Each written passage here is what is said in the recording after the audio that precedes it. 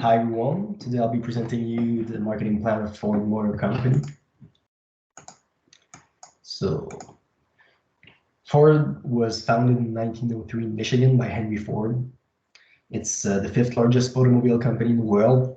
It operates on all 5 continents. It has joint ventures in China, Thailand, Taiwan, Russia, and Turkey. Ford's corporate mission is to make people's life better by making mobility accessible and affordable. It aims at a worldwide scale, and it's looking forward. Ford's slogan is "Go Further." On their website, you can also find "Bring on the Future." They operate different brands: Ford, Lincoln, and also Troller in Brazil. So for their current 4 Ps, Ford has a wide range of products in its portfolio. They have a lot of vehicles that come under different categories: SUVs, pickup trucks, vans, small cars, and they also offer financial services and leases. The pricing strategy, it's market oriented for most of their product lines, but they also use a premium pricing strategy for Lincoln, which is a luxury brand. Places and distribution channels. Ford has manufacturing plants in different parts of the world. It has dealerships in basically every towns and cities. And it also has a car parts website. For its promotion, well, it does advertising. So it promotes the products through medias and social medias, sponsorships, association with football, particularly UEFA Champions League in Europe. It does sales promotion, discounts, and special offers. And it does public relations, so corporate social responsibility programs to build a positive image with communities and environmental topics. For their current SWOT analysis, their strengths are global recognition, research and development, diverse offerings, adaptability, and the huge network. Their weaknesses are product recalls, weak foothold, poor reputation, and dependence on US markets. Threats are high competition, increased price of raw materials, regulation and compliances. And opportunities are eco-friendly vehicles, increased customer base, digital marketing, and self-driving cars. Customers. So Ford does segmentation mainly on behavioral segmentation, geographic segmentation, demographic segmentation. They then use a differentiated strategy to target their different markets. Basically, they offer to different segments, they offer different products.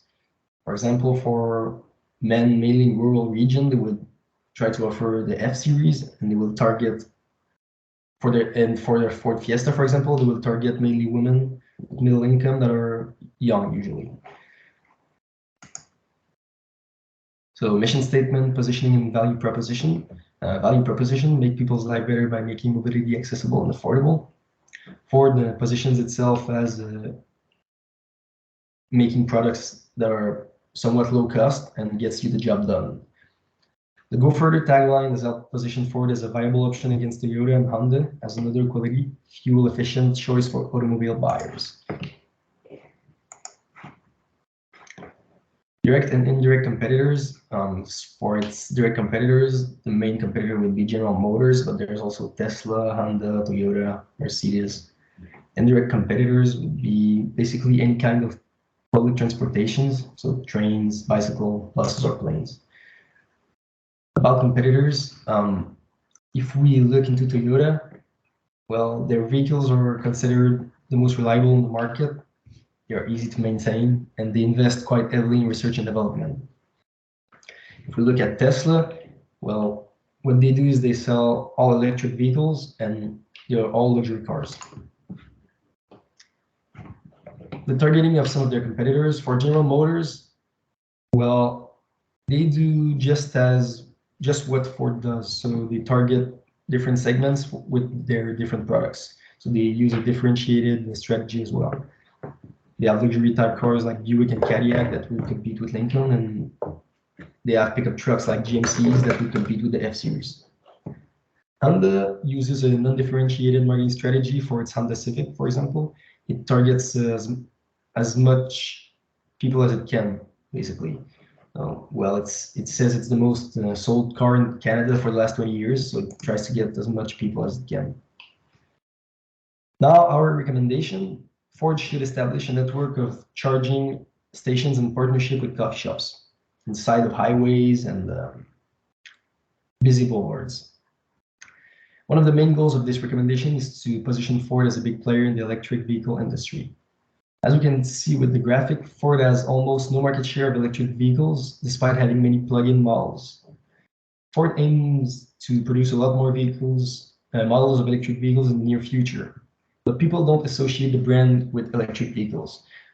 So our recommendation, if applied, may very well change that. So the marketing strategy, 4 Ps that they should be using with this recommendation: make one kind of charger, which will be the fastest on the market. Operate the chargers by themselves. Do not sell them or lend them to others. And charge fees to charge the vehicles. Make it as easy to use as possible and compatible with all brands of electric vehicles. So their pricing strategies, they would use a premium pricing strategy, get high-end coffee shops on board with the partnership in order to make the product seem more high-end, and charge a higher price for a full charge since it's the fastest. Place and distribution channels. We think it would be better to establish the stops with electric stations on the side of highways and busy boulevards, and to start in North America, because it's easier to establish with the good supply chain in the huge market. They should set maintenance offices all over North America to make chargers reliable, so they can get fixed when they're broken. So that's it for place and distribution channels. For promotion, heavy advertising to inform people about the new product at first. Also do public relations through ambassadors on social media that would use the charging stations and somewhat promote it. For the STP, they should segment the population through demographic and psychographic. So look at people, try to find people with higher income and lower income, separate them. Psychographic, find the people that would like to have a lifestyle that fits with the product that's going to be offered, electric vehicles, and also coffee shops. And so, yeah, they will be targeting the lifestyle audience that associate with this lifestyle, and also people with a higher income. They use a differentiated strategy because they would target more than one segment of this product. For the positioning, well, Ford aims to be positioned as a big player in the electric vehicles industry. The product should be positioned as expensive and sought after. And charging stations will be integrated in the cool, trendy stops on the side of highways to attract the target segments. The partnership will be mutually beneficial to both the coffee shops, but also Ford. The chargers should be profitable by themselves, but the end goal is actually to increase Ford's electric vehicles market share. If we look at the implementation plan, for pre-launch, collect internal database, use secondary data, contact the government for available loans. For year 1 and 2, invest in research and development, construction site selection based on government standards for charging stations, establish marketing team, get partnership with trendy coffee shop, start making ads to create a buzz around the new product. On year 3, set up fast charging electric chargers, publicity on social media to inform people about the new product, and training programs for technicians. Year 4, launch, use ambassadors on social media, gathering of car enthusiasts at those stops. And then by the end of 2026, start full utilization of the product and keep a decent ad budget to remind people of the existence of the product every year. Oh, sorry. Now, to evaluate if the recommendation was effective, a short-term evaluation would be to track the usage of chargers and the coffee shops at the station. We should take a look at the demand for electric vehicles to see if there's an increase. I think an increase of 40% would make them a big player in the electric vehicles industry. And the long-term evaluation would be to track Ford's return on investment and aim at 15% after 5 years in service, including the increase in car sales. So that would be it. If you have any questions, just ask them in the forum. I'll make sure to answer them. Thank you. Bye.